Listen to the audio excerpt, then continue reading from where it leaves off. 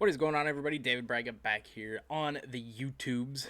A little bit of a different video today, and it's something that I promise I'm not going to waste a lot of your time on. This will be a very short video, and it won't be this will not be a common occurrence on this video or on this channel. Sorry, it's been a long couple days, as I'm sure it has been long for all of you as well.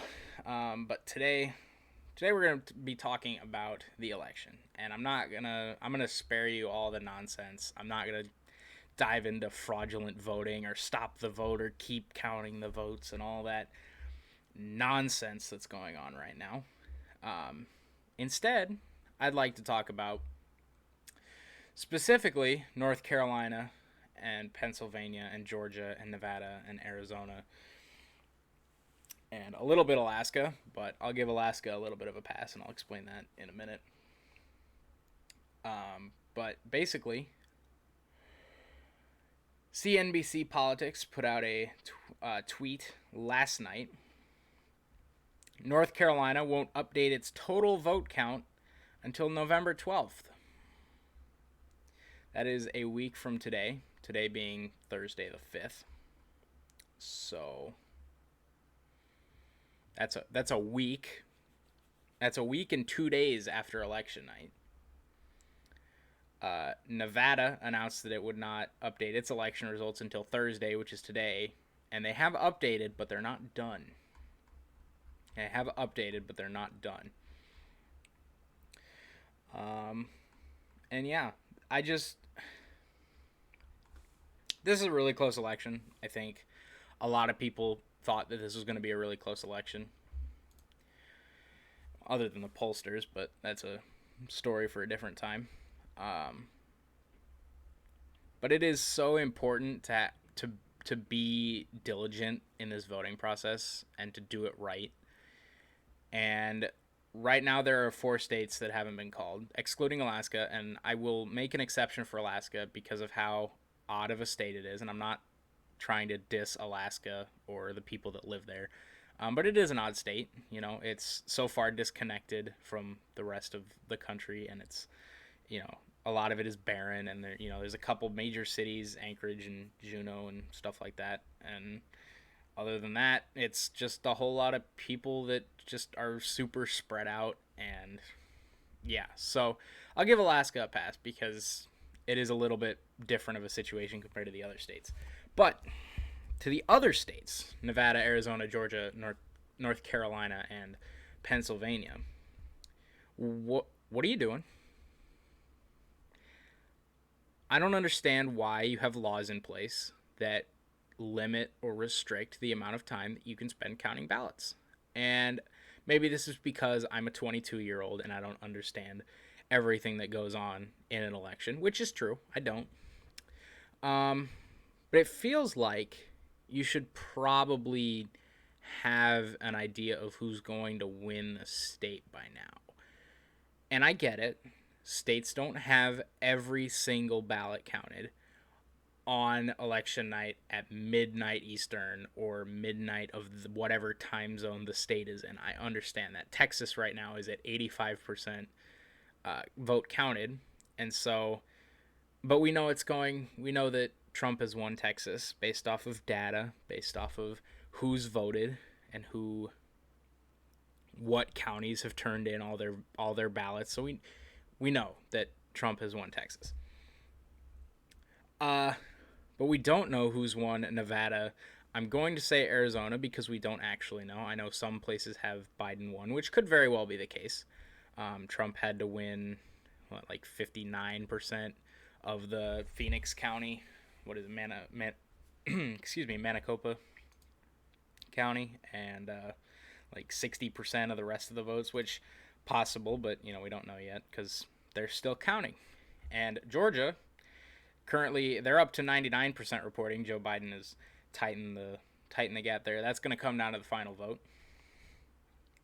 North Carolina at 94%, I mentioned earlier, not going to be done until the 12th. And Pennsylvania, they said earlier in the week that they weren't going to be done until Friday, which is tomorrow. And so, yeah, I don't understand why we can't have a cycle going of people to count ballots and then do move on, and then another group and another group and another group. We don't have to work. There are enough people in each state that I'm sure would be willing to count ballots, as we've seen.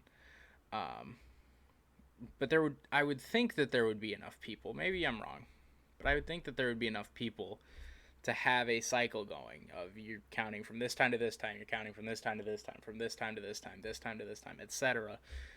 Throughout the day to give people a better idea of who's going to win the state.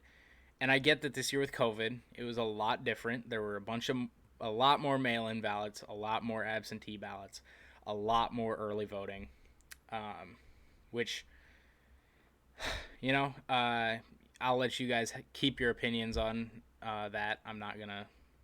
It's not my place to speak on any of that.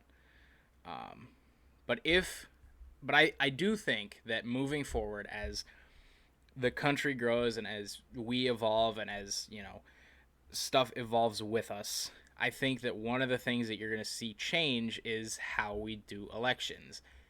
And if we if there are places and states and groups of people and whatever that can't figure it out, it's gonna be a long year for a long day and a long week for a lot of future elections.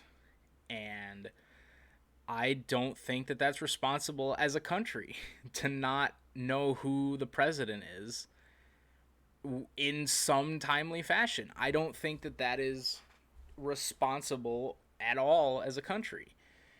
And I hate to pick on the states that it's happened to this year, but those are really important states, and we could be here tomorrow having this conversation. If Trump comes back and wins Arizona and Biden holds on in Nevada, Biden no longer has the 11 from Arizona. So Joe Biden, currently at 264, getting 6 from Nevada, would be 270, but if Trump wins Arizona, we won't know. And then it comes down to Georgia, which is coming down to the wire, which will go to a recount. Wisconsin's going to a recount.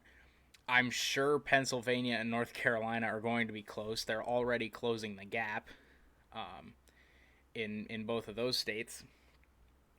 And if we can't do this in a timely fashion, I don't know what we're doing. And I think it's incredibly irresponsible, and I think it's really, really telling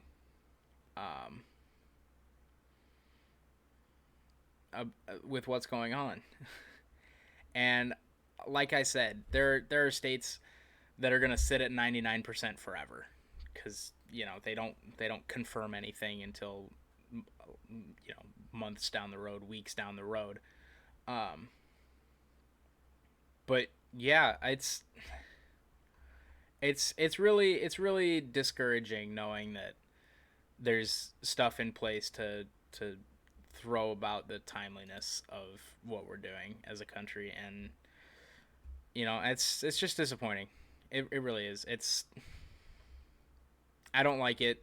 There's not a lot of people right now that are sitting at home that are enjoying this wait. Sorry, I have two monitors, so I'm constantly updating on this monitor. But yeah, North Carolina won't have results until Thursday the 12th. And I posted this on Facebook, and I will leave you with this. Regardless who wins, this is an absolute failure of a week by many states. I've discussed which states. COVID or not, all states should have had plans in place for counting all ballots, mail-in, early voting, absentee, on date, etc. Yes, certain states have laws in place to not start counting until polls close or until the date of election. This much we know, but are there rules that state you can't have more volunteers, more hours to do the work? I mean that in that some places stopped counting at certain points in the day so that they could restart in the morning. If you had a cycle going, you could have people doing from when the polls close till 11 p.m., 11 p.m. to 1 a.m., 1 a.m. to whatever. So, are there rules in place that stop that? And I went on to say, I have no doubts that as the country evolves, voting will change as well. The question remains, will we be ready as a country for those changes when they come? And I will leave you with that. Let me know what you think down below. Please spare me your fraudulent voting or your keep the vote bickering. Spare me all that. I know all of that's going on. Just let me know what you think about the states that haven't finished yet. Do you think that it's just because of COVID and there's, mix up in transitions of ballots? Do you think that they're just waiting? Do you think that this is going to be a problem that we're going to see in the future? All that. Um, so yeah, just let me know what you guys think about all that down below.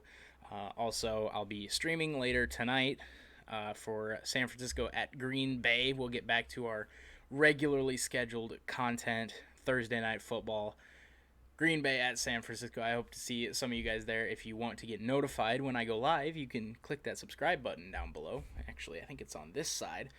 Click that red subscribe button, click the bell icon to get notified when I go live. So you can tune into the chat and you can tune into my play-by-play commentary, whatever, of that game. And yeah, that's about all I got for you guys tonight. I'm sorry this video was actually a little bit longer than I wanted it to be. But yeah, I will see you guys next time. Peace out.